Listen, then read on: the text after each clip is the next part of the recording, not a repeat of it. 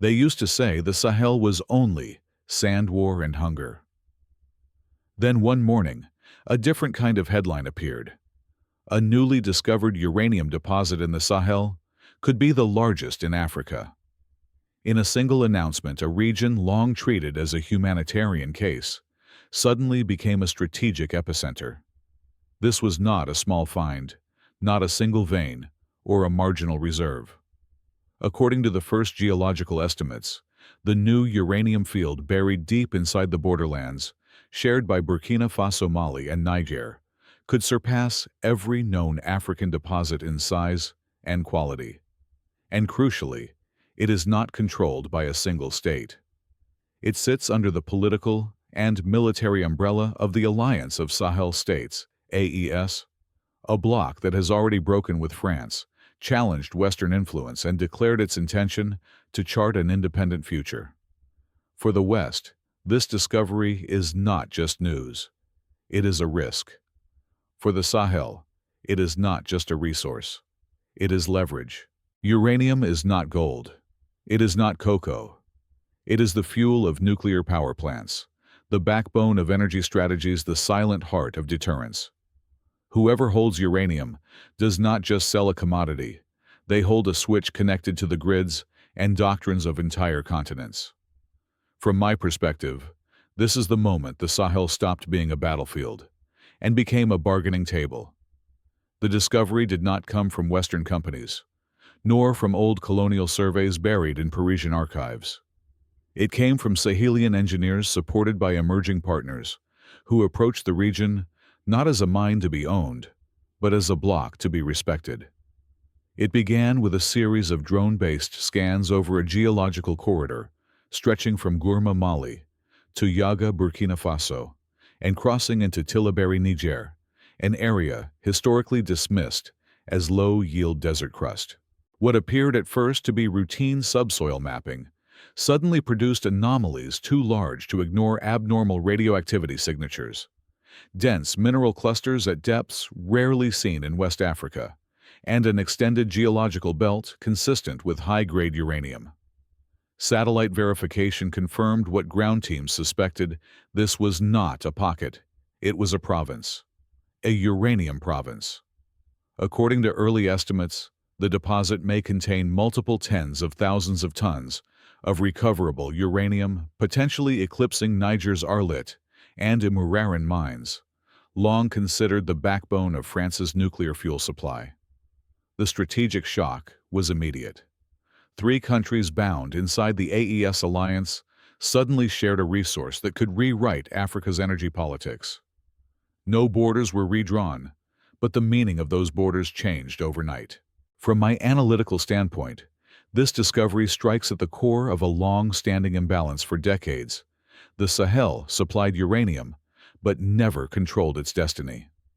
Now, for the first time, the region possesses both the resource and the political alignment necessary to define its own terms. A resource this large does not just shift markets, it shifts power. The most extraordinary part of this discovery is not the uranium itself. It is how the Alliance of Sahel States, AES, Burkina Faso, Mali, and Niger decided to manage it. Historically, African uranium has been controlled through opaque contracts, external operators, and long-term concessions that left producing nations with just a fraction of the value. The AES, however, is taking a radically different path, one that breaks with 60 years of extractive dependency. AES leaders agreed that the uranium belt belongs to all three nations collectively, regardless of where the highest concentrations lie.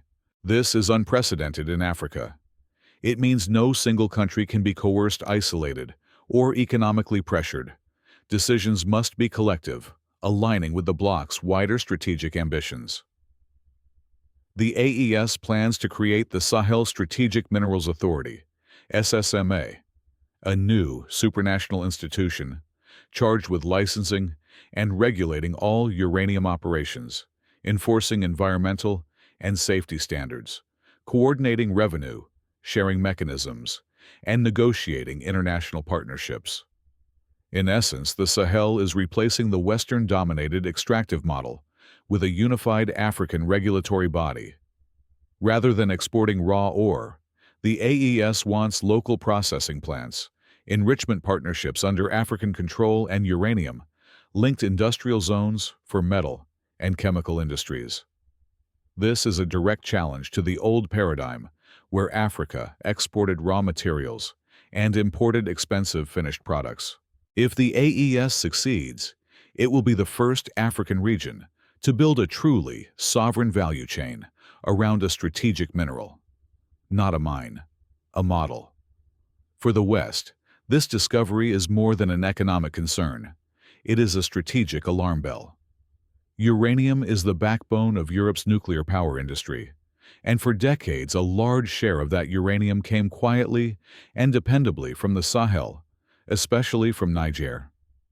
When the AES announced that the largest uranium province in Africa might soon fall under full Sahelian control, Western policy circles reacted with unease, even panic. Several dynamics explain this reaction. France produces nearly 70% of its electricity from nuclear power. For decades, Niger's uranium kept its reactors running. But after the Niamey government expelled French troops and suspended key mining agreements, Paris already faced a supply crisis. This new discovery, controlled collectively by anti-colonial governments, is a direct threat to France's strategic comfort zone. American analysts fear that AES cooperation with China, Russia, or BRICS could transform the Sahel into a resource corridor outside Western influence. Uranium is not just a mineral. It is leverage in global diplomacy. Any shift toward Eastern partners undermines U.S. energy and security projections in Africa. Europe is already suffering from post-Ukraine energy shocks. A new uranium supply block outside EU control could further complicate long-term energy planning and nuclear fuel procurement. Western anxiety is not about the uranium itself. It is about who controls it, and even more critically, who no longer does. The Sahel, once seen as a periphery, is emerging as a geopolitical actor in its own right. This is a paradigm shift the West was not prepared for. Across the continent, the reaction to the Sahel's uranium discovery has been very different from the West's anxiety. In African capitals, from Accra to Addis Ababa, from Johannesburg to Khartoum, the announcement was met with hope, pride, and a renewed call for sovereignty. Countries in ECOWAS, even those currently distanced from the AES, recognize the symbolic weight of this moment. For decades, African uranium fed European industry, while African homes lived in the dark. Now the Sahel proposes a new model, African minerals for African development, first not as charity, but as strategy. On social media, African youth framed the discovery as a turning point. For once, Africa sets the rules. We are not the backyard of Europe anymore. Sahel, now Africa's new shield. This generational shift matters. A politically awakened youth is harder to manipulate. Several African states, notably Guinea, Chad, Tanzania, and even South Africa, have quietly expressed interest in either joining certain AES initiatives or signing bilateral mineral agreements. The message is clear. The Sahel is no longer isolated. It is becoming a regional pole of influence. Africa has always possessed extraordinary resources. What it lacked was the political coherence to leverage them. With this discovery and the AES governance model, the continent glimpses its future, not as a supplier of raw wealth, but as an architect of power. But a discovery of this magnitude does not come without danger. If uranium is power, then it is also pressure, and the Sahel is stepping into a geopolitical arena where every move is watched and contested. Uranium extraction requires advanced engineering, environmental safeguards, long-term investment, and a stable technocratic workforce. The AES is young. Its institutions are still forming. If governance falters or corruption infiltrates the process, the entire model could collapse before it matures. This is the Achilles heel critics will emphasize. Armed groups have long operated in the Sahel. The discovery of the largest uranium field could intensify insurgent attacks, foreign-backed destabilization operations, and cross-border sabotage. Where there is uranium, there will be actors who do not want African control over it. We have seen this pattern across Africa: sudden instability in resource-rich zones, mysterious coups, weaponized disinformation, and diplomatic pressure disguised as concern. The Sahel must be prepared for this. Uranium changes the stakes, it attracts allies, but it also brings adversaries who prefer Africa weak. The AES is entering a critical phase: great opportunity on one side, great vulnerability on the other. What will determine the future is not the uranium itself, but the Sahel's ability to defend, govern, and transform it without falling into the traps that have consumed so many African nations before. This is the test history will judge. For decades, the Sahel was spoken about, analyzed, and controlled by others. Today, for the first time, it speaks with its own voice, and uranium is only the beginning of that transformation. When a region controls one of the world's most critical nuclear minerals, the global order must adjust. The AES is no longer a passive zone of conflict. It is a strategic actor with the power to influence energy security, industrial planning, and geopolitical alliances. If the AES follows its stated plan, the Sahel could soon build its own uranium value chain, regional nuclear research centers, processing plants that create thousands of jobs, and industrial corridors powered by African-controlled energy.